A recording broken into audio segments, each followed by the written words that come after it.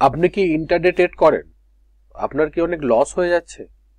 লাভ loss লাভ loss লাভ loss এবং overall আপনি লসেই আছেন? তাহলে এই ভিডিওটা আপনার জন্য। কারণ আপনি যে লস করছেন, আপনি কি কারণে লস করছেন সেই বিষয়টা আগে আপনাকে জানতে হবে। তারপরে আপনি প্রফিটের জন্য আশা রাখতে পারেন বা প্রফিট করবার জন্য প্ল্যানিং করতে পারেন। তো চলুন আজকে আমরা সেই বিষয়ে কেন একটা ইন্টারডে ট্রেডার ম্যাক্সিমাম ক্ষেত্রে লস করে, কেন কিছু সংখ্যক ইন্টারডে ট্রেডার প্রফিট করে, সেই বিষয়ের উপর আজকে আমরা কথা বলবো। আজকে কোনো স্ট্র্যাটেজি নিয়ে আমি কথা বলবো না, কিন্তু এই ভিডিওটা একটা স্ট্র্যাটেজির থেকেও বেশি ইম্পর্টেন্ট, রাইট? অনেকে স্ট্র্যাটেজি দেখে স্ট্র্যাটেজি নয় বলে ভিডিওটা দেখবে না, স্কিপ করে বেরিয়ে যাবে বা এখান থেকে আউট হয়ে চলে যাবে, সেটা কিন্তু করলে হবে না, রাইট? এই ভিডিওটা যদি আপনি দেখেন তো আপনি আপনার ভুলটা বুঝতে পারবেন যে আপনি কি ভুল করছেন এবং সেই ভুলটা যাতে আপনি দ্বিতীয়বার না করেন, যাতে আপনার প্রফিটটা ভালো রকম হয় এবং একটা ইন্টারডে ট্রেডার হিসাবে, প্রফেশনাল ইন্টারডে ট্রেডার হিসাবে নিজেকে একটা জায়গাতে পৌঁছানো যেতে পারে যদি আপনি এই ভিডিওটা সম্পূর্ণ দেখেন। ভিডিওটা শেষ পর্যন্ত দেখবেন।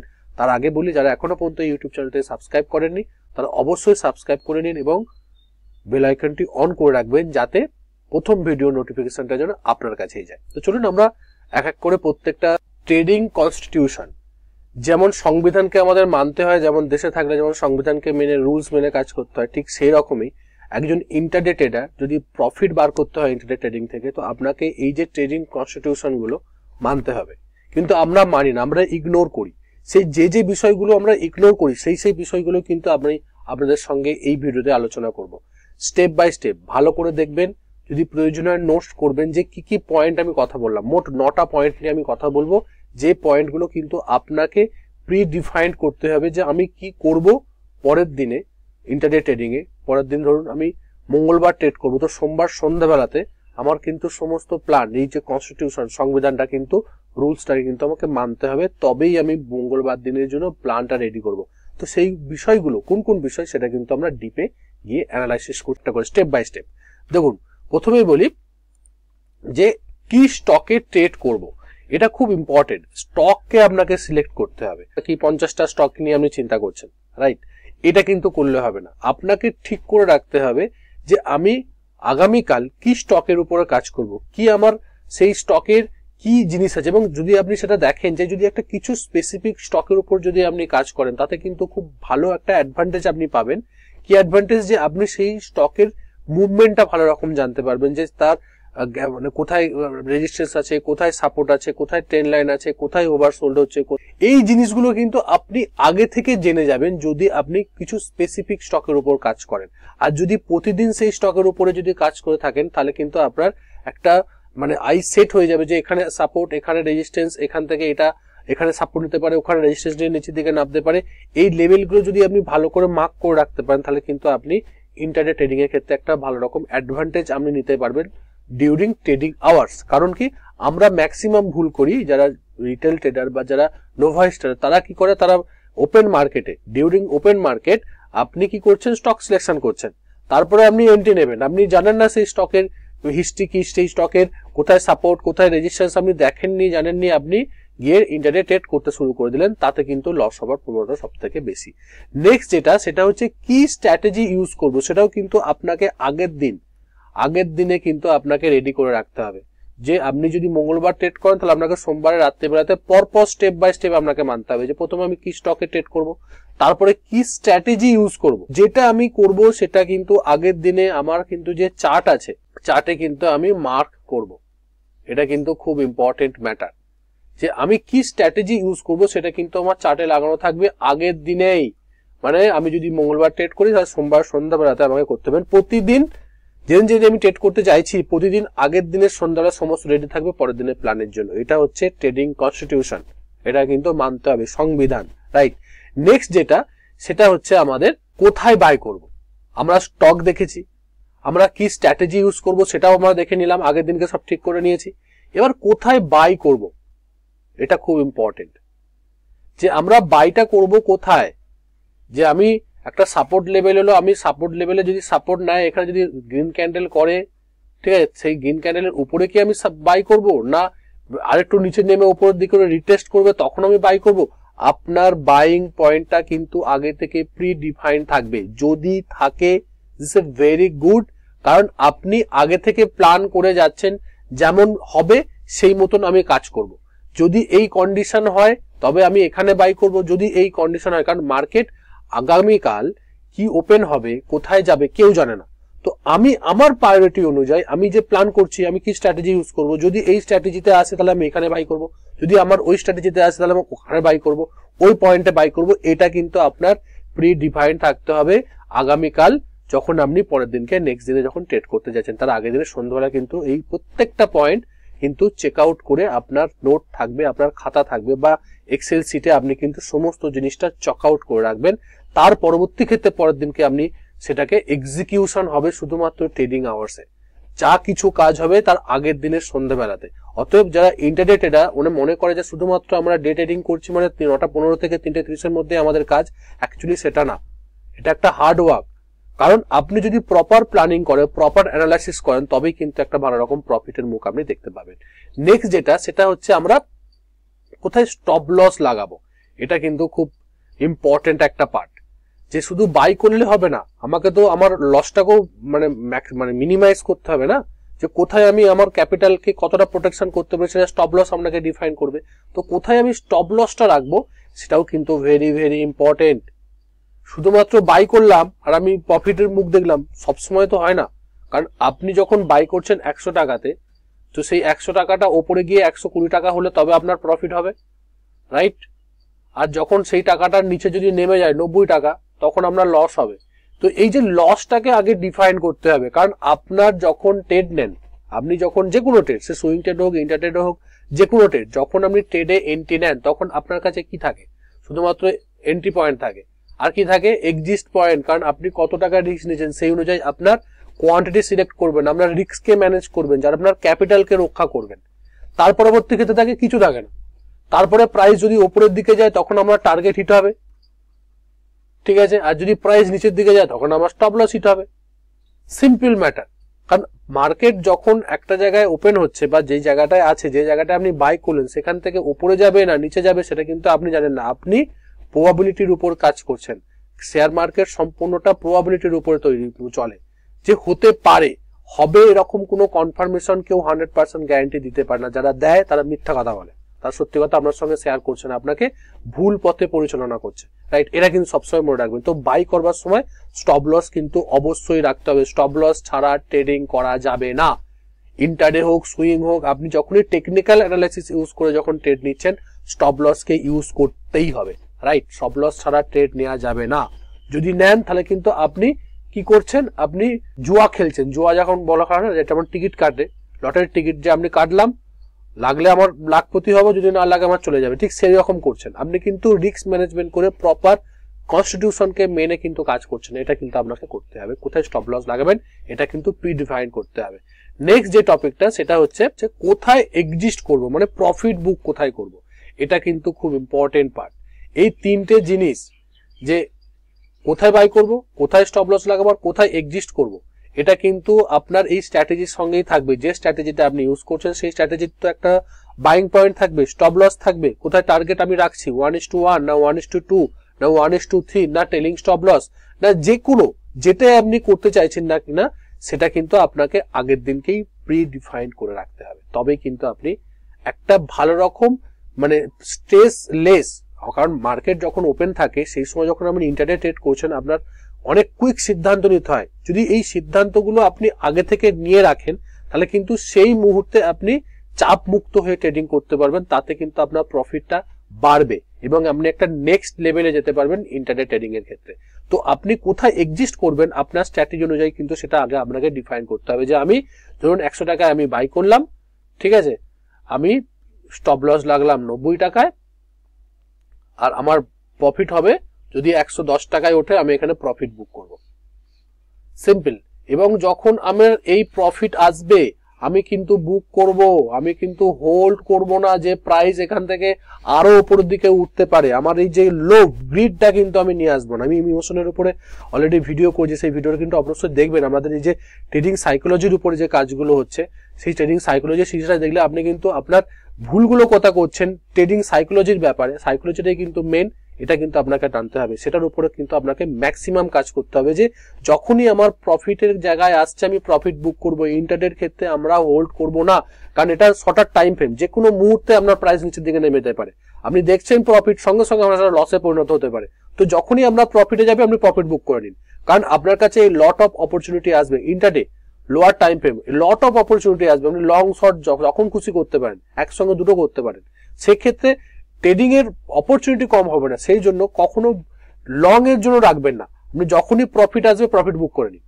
এতে কি হবে, আপনার যে প্রফিটটাকে যখনই বুক করলেন সেটা কিন্তু আপনার ডিম্যাট অ্যাকাউন্টে চলে এলো, প্রফিটটা পোটেনশিয়াল প্রফিট হলো না, যে হতে পারে আপনি অলরেডি করে নিয়েছেন, যখনই আসবে তখনই করে নেবেন, এটা কিন্তু আপনাকে মাথার মধ্যে রাখতে হবে। এবং সেটা যদি আপনি প্রিডিফাইন করে রাখেন যে আমি এখানে এলেই ছেড়ে দেবো, তাহলে কিন্তু আপনি সেটা করতে পারেন। আদারওয়াইজ কি করতে পারেন, যে আমি স্টপ লসকে টেলিং করতে পারি, যে আমার টেলিং স্টপ লস যদি হিট হয় তখন কিন্তু আপনি প্রফিটে থাকবেন। যদি টেলিং স্টপ লসকে সেই মতন যদি আপনি ম্যানেজ করতে পারেন, সেটাও কিন্তু আপনি অবশ্যই করতে হবে, সেটা আগে প্রিডিফাইন করে নিতে হবে যে আমি কি করব আর কি করব না, আগের দিনে কিন্তু সেটা ঠিক করে নিতে হবে। নেক্সট যে পয়েন্টটা, সেই পয়েন্টটা হচ্ছে 6 নম্বর পয়েন্ট, সেটা হচ্ছে যে রাইট ট্রেডিং আওয়ার্স ঠিক করতে হবে। ধরুন এটা কিন্তু খুব ইম্পর্টেন্ট পার্ট ইন্টারডে ট্রেডারদের ক্ষেত্রে, যে আপনি কোন সময়ে এন্ট্রি নেবেন, কোন টাইমিং এ এন্ট্রি নেবেন, কোন টাইমে এন্ট্রি নেবেন। কারণ 9:15 মার্কেট ওপেন হয়, রাইট, আর 3:30 মার্কেট ক্লোজ হয়, ভেরি গুড। তো এই যে 9:15 থেকে 3:30 মধ্যে কোন কোন সময়টায় আপনার কাজ করছে ট্রেডিং স্ট্র্যাটেজিটা, যে স্ট্র্যাটেজিটা আপনি ইউজ করছেন কোন সময়টাতে কাজ করছে, সেটা কিন্তু আপনাকে আগে থেকে সিদ্ধান্ত নিতে হবে। কারণ বলা হয় যে 9:15 থেকে 9:30 মধ্যে এই 15 মিনিট কিন্তু মার্কেট খুব ভোলাটাইল থাকে। মানে ভোলাটাইল থাকে কেন, খুব ভোলাটাইল থাকে কেন, ভোলাটাইল থাকে কারণ মার্কেট ওপেন হচ্ছে, মার্কেটে একটা স্থিতিশীল পরিস্থিতিতে আসতে মিনিমাম 15 মিনিট সময় লাগে। এবার 9:30 থেকে 10:30 অথবা 11টা পর্যন্ত আপনার যে ফার্স্ট টাইম যে মোমেন্টামটা 1 ঘন্টা 1.5 ঘন্টা ফার্স্ট মোমেন্টাম থাকে, ঠিক আছে, মোমেন্টাম ট্রেডিং যারা করে একটা ভালো কুইক মোমেন্টাম পাওয়া যেতে পারে। এই 11টা থেকে আপনার প্রায় 1টা পর্যন্ত, যেটা আমার অ্যানালাইসিস, অনেকে অনেক টাইম এর মধ্যে বলে, অনেকে অনেক যে টাইম জোন বলা হয়, যে ট্রেডিং জোন ইন্টারনেটের ক্ষেত্রে বলে, আমি মনে করি 11টা বা 11:30 থেকে 12:30 1টা পর্যন্ত আপনার একটা সাইডওয়েজ মোমেন্টাম থাকে, ঠিক আছে, সাইডওয়েজ মোমেন্টাম থাকে, সাইডওয়েজ থাকে, যে মার্কেট একটা চপি মার্কেটের মধ্যে থাকে। তারপরে আবার ঠিক 1টা থেকে একটা মোমেন্টাম শুরু হয় সেকেন্ড হাফে, কিন্তু সেটা যে সব সময় হয় সেটা নয়, যে একদম এটাই হার্ড অ্যান্ড ফাস্ট রুল এই সময় এটাই হয়, একদমই না। আপনার ট্রেডিং স্ট্র্যাটেজি অনুযায়ী যে আপনার কোন সময় ট্রেডিংটা আসছে, বা আপনার এরকম কোনো টাইম জোন না থাকলেও হতে পারে যে আমার যখনই এই স্টেটাপে আসবে আমি ট্রেড নেবো, সেটাও হতে পারে। তো আপনি আগে ডিফাইন করুন যে আমি কি করব, আমি কি সকালের দিকে এই মোমেন্টামটা ক্যাপচার করব, না আমি বিকালের দিকে যে মানে সেকেন্ড হাফে 1টা কি 1:30টার সময় থেকে যে মোমেন্টামটা শুরু হয় সেই সময় আমি মোমেন্টামে ধরবো, না যে কোনো টাইমে আমার স্ট্র্যাটেজি অনুযায়ী আমার ট্রেড এলে সেটাই আমি করবো। তো আপনি কি স্ট্র্যাটেজি ইউজ করছেন সেটাও কিন্তু এই টাইমের সঙ্গে অনেকটা গুরুত্বপূর্ণ। এটা কিন্তু আপনাকে আগে থেকে ডিফাইন করতে হবে যে আমি সকালের দিকে মোমেন্টামে আসবো, না দুপুরে আসবো, না আপনার সেকেন্ড হাফে আসবো। তো সেটা কিন্তু আপনাকে আগে থেকে ঠিক না করে রাখলে আপনি ট্রেডিং আওয়ার্সে যদি যান, আপনি কিন্তু কনফিউশন আপনার আরো বাড়বে, আপনার স্ট্রেস আরো বাড়বে, আপনি কিন্তু অ্যাকুরেট সিদ্ধান্ত নিতে পারবেন না, কোথায় এন্ট্রি নেবেন, কোথায় এক্সিস্ট করবেন। সিদ্ধান্ত নিতে গেলে আপনার ওই যে ইমোশন গুলো কিন্তু কাজ করবে। যদি এই ইমোশনকে দূরে রাখতে হয় তাহলে কিন্তু আপনাকে প্রিডিফাইন্ড এই জিনিসগুলোকে কিন্তু আগের দিনেই আপনাকে কাজগুলো করে রাখতে হবে। এটা কিন্তু মাথার মধ্যে আপনাকে রেখে তবেই কিন্তু ইন্টারনেট ট্রেডিং করুন, যাতে আপনিও ভালো রকম প্রফিট জেনারেট করতে পারেন। নেক্সট যেটা হচ্ছে সেটা হচ্ছে টোটাল ক্যাপিটালের কত পার্সেন্ট আপনি রিস্ক নেবেন। ধরুন আপনি টোটাল ক্যাপিটাল আপনার কত, আপনার ক্যাপিটাল কত সেটা কিন্তু আপনাকে আগে ঠিক করতে হবে, যে আমি কত ক্যাপিটাল নিয়ে ইন্টারডে ট্রেড করব। ঠিক আছে, ইন্টারডে ট্রেড আমি করব, সে কত ক্যাপিটাল নিয়ে করব। তবে আমি বলি ইন্টারডে ট্রেড ম্যাক্সিমাম খুব বেশি নিয়ে করবেন না, আপনার ক্যাপিটালের একটু কম নিয়েই করবে। টোটাল ক্যাপিটাল নিয়ে কখনোই ইন্টারডে ট্রেড করবেন না, সুইং করুন, পজিশনাল করুন, বাট ইন্টারডে ট্রেড কিন্তু কম ক্যাপিটাল নিয়ে করুন এবং একটা ক্যাপিটাল, যে ক্যাপিটালটা নিয়ে করছেন সেই ক্যাপিটালটা কিন্তু একটা স্টকে লাগাবেন না, সেটার জন্যই কিন্তু রিস্ক ম্যানেজমেন্টটা আপনাকে কাজ করতে হবে এবং তার উপরে আপনাকে কত পার্সেন্ট রিস্ক নিচ্ছেন সেটা কিন্তু আপনাকে ঠিক করতে হবে, কারণ এইটাই কিন্তু আপনি লস করবেন, যেটা আমি পরের পয়েন্টে আসবো, আপনি কতটা লস করতে পারেন এটার সঙ্গে সেটা কিন্তু জড়িয়ে আছে। তার কারণ কি, কারণ ধরুন আপনি যদি 50,000 টাকা নিয়ে ট্রেড করেন, আমি ধরে নিচ্ছি 50,000 টাকা নিয়ে আপনি ইন্টারডে ট্রেড করছেন, তো আপনি এই 50,000 টাকার মধ্যে একটা ট্রেডে কত পার্সেন্ট রিস্ক নেবেন যদি আপনি প্রপার ক্যালকুলেশন করে যদি ট্রেডটাকে নিতে যান। এবার আপনি যদি ভাবেন যে না আমি করবো না, আমি 50,000 টাকাতে একটা ট্রেড নিয়ে নেবো, তাহলে তো আপনি একদমই টোটালি জুয়া খেলছেন, গ্যাম্বলিং করছেন, যে এখান থেকে প্রায় যদি হয়তো একদম ডবল হয়ে যাবে 1 লাখ টাকা, নাহলে একদম 50,000 টাকায় সব শেষ হয়ে যাবে, কিন্তু ক্যাপিটালকে শেষ করা যাবে না, মূল মন্ত্র একটা। কারণ এখানে জেতা হারাটা বড় কথা নয়, এখানে উইকেটে টিকে থাকাটা বড় কথা, মানে পিচে টিকে থাকাটা বড় কথা। যে মার্কেটে টিকে থাকতে গেলে আপনার ক্যাপিটাল লাগবে, কারণ ক্যাপিটাল না ছাড়া আপনি ট্রেডিং করতেই পারবেন না, তো ক্যাপিটাল কাকে রক্ষা করতে হবে, সেই জন্য রিস্ক ম্যানেজমেন্ট খুব ইম্পর্টেন্ট। রিস্ক ম্যানেজমেন্টের ভিডিও অলরেডি আমার ইউটিউব চ্যানেলে আছে, আমি আই বাটনে দিয়ে দেবো, রাইট। তো আপনি এটা মাথার মধ্যে রাখবেন যে আপনি কত পার্সেন্ট রিস্ক নিচ্ছেন সেটা কিন্তু আপনাকে প্রি ডিফাইন থাকতে হবে। এটা এমন না যে আমি প্রতিদিন চেঞ্জ করব, এটা একদম ফিক্স থাকবে প্রথমেই যে আমি এই পার্সেন্টের রিস্ক আমি নেবো না, যেটা আমি ব্যক্তিগতভাবে ইউজ করি বা আমার পছন্দের। যদি বললেন অনেকে 2% বলে, 2.5% বলে, 1.5% বলে, 3%ও আপনার ক্যাপিটালের রিস্ক নেয়, বাট আমি বলবো যারা বিগিনার 1%-এর বেশি আপনি রিস্ক নেবেন না। সে ইন্টারডে ট্রেড করুন, সে সুইং ট্রেড করুন, সে পজিশনাল ট্রেড করুন, যাই করুন না কেন আপনার ক্যাপিটালের 1%-এর বেশি রিস্ক নেবেন না। এছাড়া আপনি আরেকটা অ্যাপ্রোচ নিতে পারেন যে আপনার 50,000 টাকা যদি লস হয়, তো আপনি কতটা লস হলে আপনি নিশ্চিন্তে ঘুমোতে পারবেন সেটা কিন্তু আপনি ঠিক করতে পারেন। যে ধরুন আমার 1% লস হলে আমার ঘুম হবে না, আমি 0.5% মানে আরো 1/2% আমি রিস্ক নেবো, তাতেও নেন, তাতে কোনো সমস্যা নেই, আপনার কম লাভ হবে, বাট আপনার ক্যাপিটালটা ঠিক থাকবে। এটা কিন্তু মাথার মধ্যে আপনাকে সবসময় রাখতে হবে যে ক্যাপিটালটাকে রক্ষা করতে হবে, সেটার জন্য আপনার ক্যাপিটালের কত পার্সেন্ট রিস্ক নিলে আপনি শান্তিতে ঘুমোতে পারবেন সেটা কিন্তু প্রথমে আইডেন্টিফাই করতে হবে। আমার ব্যক্তিগত অভিমত যে আপনি 1% রিস্ক নিন, এতে নিশ্চিন্তে ঘুমোতে পারবেন। যদি আপনি 50,000 টাকা যদি 1% রিস্ক নেন, তাহলে কত হচ্ছে, 1% হচ্ছে 50,000 টাকার 500 টাকা, এই 500 টাকা আপনি রিস্ক নেবেন। যে একটা ট্রেডে 500 টাকা রিস্ক নেওয়া মানে আপনার একটা ট্রেড নিলে যদি লাভ হয় তো 500 টাকাটা 1000 টাকা হতে পারে, 1,500 টাকা হতে পারে, যত বেশি আপনি লাভ করতে পারেন তত হবে। কিন্তু লস যদি হয় একটাই ডিফাইন থাকবে যে 500 টাকায় আমার লস হবে, আদারওয়াইজ আমার 500 টাকার বেশি লস হবে না, রাইট। এটা কিন্তু আপনাকে ঠিক করতে হবে, যে এটা প্রথমেই ঠিক করে নিতে হবে রিস্ক ম্যানেজমেন্ট সিট অনুযায়ী, এবং সেখানে আপনাকে এই অনুযায়ী, এই রিস্ক অনুযায়ী আপনাকে কিন্তু কোয়ান্টিটিকে বাঁচতে হবে, যে আপনি কত কোয়ান্টিটি বাই করবেন বা কত কোয়ান্টিটি শর্ট করবেন, এটা কিন্তু মনে রাখতে হবে। নেক্সট যে পয়েন্টটা সেটা এর সঙ্গে রিলেটেড, সেটা হচ্ছে যে একদিনে টোটাল কত টাকা লস সহ্য করতে পারবো, এটা কিন্তু ইম্পর্টেন্ট। যে আমি ধরুন অনেকে কি করে যে ট্রেড নিল 9:15-তে ওপেন হলো মার্কেট, একটা ট্রেড নিল, লস, ফার্স্ট ট্রেড, 2 নম্বর ট্রেড নিল, লস, 3 নম্বর ট্রেড নিল, লস, 4 নম্বর ট্রেড নিল, লস। হতেই পারে মার্কেট যেটা নিচ্ছেন সেটা একদিনে হয়তো আপনার মার্কেটে খুব খারাপ অবস্থা, আপনি লস করছেন, কিন্তু আপনি লসটা কতবার নেবেন, একবার, দুবার, তিনবার, চারবার, কতবার এরকম লস নেবেন? আর যখন যদি আপনি রিস্ককে ম্যানেজ করতে পারেন, ঠিক আছে টোটাল আমি রিস্ক ম্যানেজ করছি, তাহলে লস যদি একবার হয় তাহলে কত, 500 টাকা হলো, এবার লসে কত, 500 টাকা, এবার লসে কত, 500 টাকা, এবার লসে কত, 500 টাকা, টোটাল কত, 2,000 টাকা লস। এবার আপনি যদি 50,000 টাকা নিয়ে ক্যাপিটাল নিয়ে করেন, তো আপনি টোটাল একদিনে কত টাকা লস সহ্য করতে পারেন, 1,000 টাকা না 2,000 টাকা না 5,000 টাকা, কত টাকা আপনি লস সহ্য করতে পারেন সেটা কিন্তু আগে আপনাকে ডিফাইন করতে হবে। সেটার উপর ডিফাইন করছে যে আপনি কতগুলো ট্রেড নেবেন। অনেকে বলে যে আপনি এতগুলো ট্রেড নিন, অতগুলো ট্রেড নেবেন না, আমি ওই জায়গায় যাব না। আপনি আগে নিজেকে ঠিক করুন, কারণ আপনার ক্যাপাসিটি অনুযায়ী কিন্তু এই ট্রেডিং স্ট্র্যাটেজিটা হচ্ছে, আপনি করছেন ট্রেডিংটা, আমি না। আপনি ইন্টারডে ট্রেডিং করবেন, আপনার ক্যাপিটাল নিয়ে আপনার লাভ হবে, আপনার প্রফিট হবে, আপনার কাছে থাকবে, অন্য কারো কাছে যাবে না। তো আপনি আগে ডিফাইন করুন যে আপনি কত পার্সেন্ট, মানে কতগুলো আপনি কত টাকা সহ্য করতে পারবেন। যদি আপনি বলেন যে না আমি 1,000 টাকা যদি একদিনে আমি লস নিতে পারি, যদি 50,000 টাকা আমার ক্যাপিটাল থাকে, যদি আমার 1 লাখ টাকা থাকে আমি 2,000 টাকা নিতে পারি, যদি আপনি বলেন, তাহলে আপনি কি করবেন, দুটো ট্রেড নেবেন। ফার্স্ট ট্রেড নিলেন লস, সেকেন্ড ট্রেড নিলেন প্রফিট, আবার থার্ড ট্রেড নিলেন প্রফিট, 4th ট্রেড নিলেন, প্রফিট, লস, মার্কেট ক্লোজ করো, বন্ধ করে চলে যাও। কারণ লস, দুবার লস হচ্ছে, দুবার প্রফিট হচ্ছে, মোটামুটি আপনি প্রফিটেই আছেন। যদি আপনি লসে থাকেন, পরপর দুটো লসে থাকেন, মনে রাখবেন, নোট করে রাখুন, যদি পরপর দুটো লস হয়, পরপর দুটো ট্রেড লস হয়, তাহলে আপনি আর ট্রেড করবেন না, কারণ আপনার অলরেডি 1000 টাকা লস হয়ে গেছে। আর আপনি 1000 টাকায় লস সহ্য করতে পারবেন, মোটামুটি আপনি 1000 টাকা লস সহ্য করতে পারবেন। যখনই আপনার 1000 টাকা লস হয়ে যাবে, যদি পরপর দুটো ট্রেডে হয়ে যায়, বন্ধ করে দিন, চলে যান।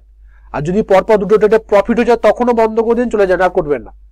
আর যদি পরপর একটা ট্রেডে লস হলো, একটা প্রফিট হলো, তাহলে আর একটা ট্রেড নিন যে লস প্রফিট হওয়ার জন্য। যদি লস হয় তাহলে আপনার 1000 টাকা লস হবে, দুটো লস হলো 1000 টাকা, আপনি মরে যান, অলরেডি আপনি প্রফিটে থাকবেন, কারণ একটা প্রফিট আপনি করেছেন, নো লস নো প্রফিট জন্য থাকবেন। কিন্তু যখনই আপনার দুটো প্রফিট পরপর হয়ে যাবে, তখন আর করবেন না, প্রফিট হয়েছে বেরিয়ে যান। এটা হচ্ছে ট্রেডিং কনস্টিটিউশন। যদি আপনি মানেন, তাহলে কিন্তু আপনি ভালো রকম প্রফিট জেনারেট করতে পারবেন, মাসের শেষে, বছরের শেষে একটা ভালো রকম পার্সেন্টেজ এই ইন্টারডে ট্রেডিং থেকে ইনকাম করতে পারবেন, না হলে কিন্তু আপনি পারবেন না। এর পরের যে পয়েন্টটা, সেই পয়েন্টটা আরো বেশি ইম্পর্টেন্ট পয়েন্ট যারা ইন্টারডে করে বা প্রফেশনাল ট্রেডারদের, যেটা হচ্ছে ট্রেডিং জার্নালকে মেনটেন করতে হবে। This is a very very important, যেটা ম্যাক্সিমাম ইন্টারডে ট্রেডার বা সুইং ট্রেডাররা করে না, যে ট্রেডিং জার্নাল মেনটেন করে না। কারণ কি?